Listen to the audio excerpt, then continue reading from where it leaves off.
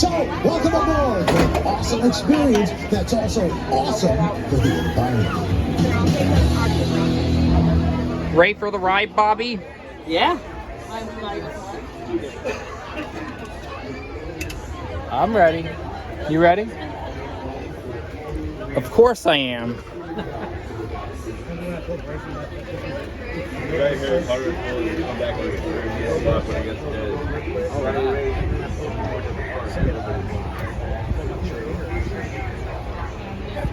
So which side is the tour going to be on? There we go. Both sides.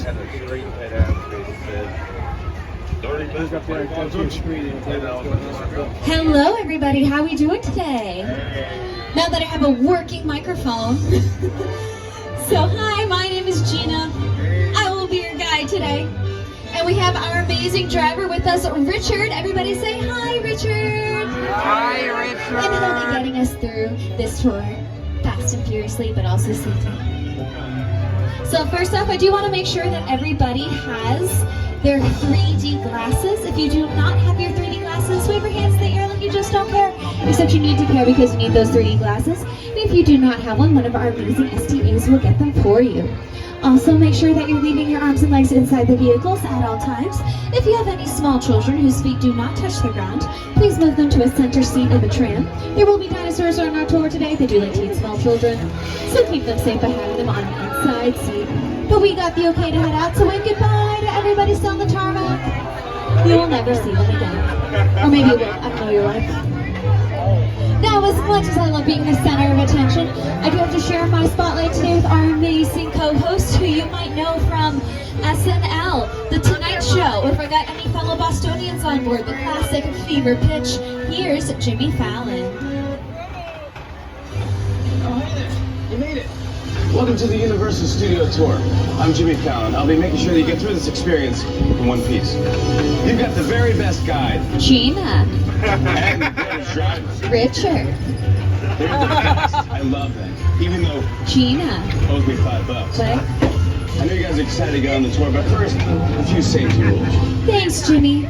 So just a few reminders that if you need guest assistance, have a medical emergency, drop anything off the tram, have any video or sound issues, reach up and pull the red cord, running down the side of the tram, and I'll be back to assist you as soon as it is safe. Otherwise, during the tour, please remain seated with all your limbs inside the vehicle. The studio is private property, so if you drop your phone or just can't wait to use the restroom, please pull the cord and remain seated. No smoking of any kind during the tour, and selfie sticks are prohibited. Our tour today features loud noises, sudden tram movements, fire effects, and water effects. So please do your best to keep your loved ones safe. And by your loved ones, I mean your cell phones. Ryan, don't video. So we are officially headed out into the Universal backlot. And the very first thing we'll be seeing is the Universal timeline, where on either side of us you're going to see movie posters representing just a few of the thousands of movies that have filmed here at Universal. Universal was founded in the year 1912 by a man named Carl Laemmle, or as I like to call him, Uncle Carl. There he is tipping his top hat. He was a German immigrant who fell in love with movies. He started his company over on the East Coast, but as we all know, the weather over there is very unpredictable. So he eventually moved operations here to sunny Southern California. Universal Pictures came out with their first motion picture in 1914, and on March 15th, 1950, the Universal Studio lot finally opened to the public. So Universal City is its own city. And we have everything that is required of an independent city, such as our own zip code, a sheriff's department, laundromats, banks, and like any good Southern Californian city, many, many Starbucks coffee shops. We also have our very own fire department. Here on the right, Fire Station 51, which is a reference to the television show. So that is not a movie set, those are not actors. Those are real firefighters who are here every single day keeping us safe. So if you see them at any point during the tour, give them a wave. Say hi. They love seeing us and we love seeing them. Now Universal is constantly undergoing construction, trying to become bigger and better. And you will be seeing quite a bit of that construction today on our tour. The first of which coming up on the left behind Sound Stage 12, which is one of the biggest sound stages, or one of the oldest sound stages on the lot. Now, this is where many of the classic monster movies were filmed. It was also previously home to The Voice. The Voice is still filming here at Universal, however they have since moved sound stages, but you will see the logo is still painted on the side of that building. You will also be seeing some construction happening ahead of us on the right because we are very happy to announce that Super Nintendo World will be opening here at Universal Studios Hollywood in 2023. And you can find more information on that on the Universal website or any of our apps. Can I get a woohoo? Thanks, I love when y'all play along with me. I'm excited. So we are now officially headed onto the front lot, which is where all of the sound stages are located. Here on the left we have stages 20 through 16, which have recently been used for shows like HBO Max's Hacks, starring Emmy Award-winning actress Jean Smart, who did get her star in the Walk of Fame earlier this month, so we're super proud of you, Jean. They've also been used for the Peacock series Bel Air, which is an edgy retelling of the 90s sitcom Fresh Prince of Bel Air, produced by Will Smith. Now, as we go past the sound stages, you're going to see there are these very large doors, which are called elephant doors.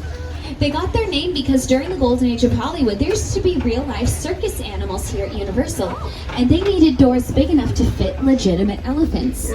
Today, they're no longer circus animals here at Universal, but those doors are still very helpful for loading in large set pieces or even bringing in trucks.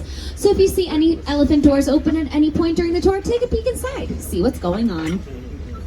Next on the left we have stage 21, which is one of the largest stages on the lot at over 2,000 square feet. This was used in the NBC sitcom Superstore, starring America Ferrera and Ben Feldman. This is where the manager's offices were, as well as the men's department. This was also used in Ron Howard's Apollo 13 as Mission Control, How the Grinch Stole Christmas, starring Jim Carrey as the top of Mount Crumpet, as well as the Grinch's Lair. And it was also used in the original Jurassic Park movie.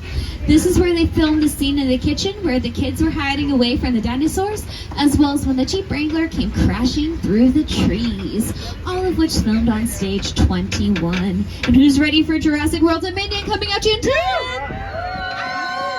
I know, I'm so pumped. I'm the most excited here at all of us.